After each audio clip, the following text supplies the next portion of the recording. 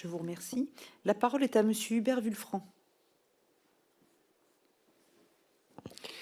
Merci Madame la Présidente. Je n'avais pas signifié de prise de parole, mais en écoutant ces propos, il m'est venu, et permettez-moi Monsieur le Ministre de vous interroger sur un angle un peu particulier de la dimension à la fois de socialisation nécessaire et d'instruction qui, bien sûr, est concomitante à cette socialisation de ces élèves. C'est la dimension de la pratique sportive et de la pratique des arts. Nous ne devons pas, me semble-t-il, bien évidemment, nous limiter à une démarche étroitisée en la matière pour ces enfants. Et chacun s'accordera à reconnaître que cette dimension, pour l'ensemble des élèves, est une dimension majeure de l'ouverture à soi et de l'ouverture au monde.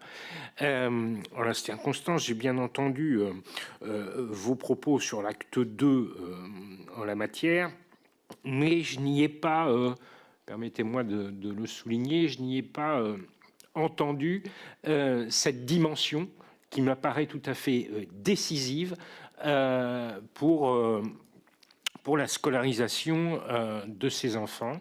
Et j'aimerais savoir tout simplement si, à court terme, une mobilisation en ce domaine, à la fois bien sûr en matière de ressources humaines, à mettre à disposition et à qualifier auprès de ces enfants, mais également en termes d'adaptation des lieux d'enseignement est travaillé à l'heure actuelle par votre ministère.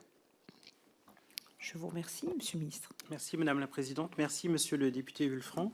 Votre question est d'autant plus opportune que nous inaugurons aujourd'hui la semaine olympique et paralympique.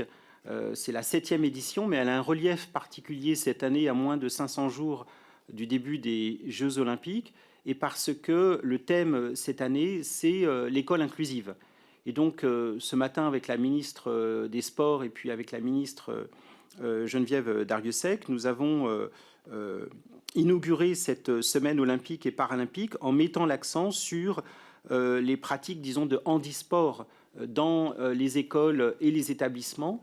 Et je peux vous dire à quel point les sports qui ont été initialement conçus pour des élèves atteints de cécité ou de surdité, pour ne prendre que ces deux exemples, se sont développés très largement dans les écoles. Ce sont des sports d'un grand intérêt pédagogique, et nous avons donc beaucoup insisté sur les sports, les handisports, et sur leur intérêt général, y compris pour les élèves qui n'ont pas de handicap particulier. Et nous allons continuer à le faire dans les mois à venir, et en particulier pour l'année 2023-2024. Les professeurs d'éducation physique et sportive sont également de plus en plus sensibilisés au handisport dans leur formation initiale, dans les masters qu'ils passent, dans les formations qu'on appelle donc les formations STAPS. Donc c'est quelque chose qui s'est remarquablement développé, et je pense que c'est très important. En ce qui concerne les pratiques artistiques, j'avoue que je n'avais pas envisagé cette question, mais je pense que c'est quelque chose qui mérite qu'on s'y arrête. L'éducation artistique et culturelle peut en effet avoir un volet inclusif, qui est un volet extrêmement important pour des élèves qui souffrent de troubles de comportement, par exemple, et autres, dans leur relation aux autres, et puis, d'une manière générale, dans leur inclusion dans la communauté éducative. Je pense que c'est un point important, et je vais m'y pencher. Je vous remercie. Merci, Monsieur le Ministre. La parole est à Madame Béatrice Descamps.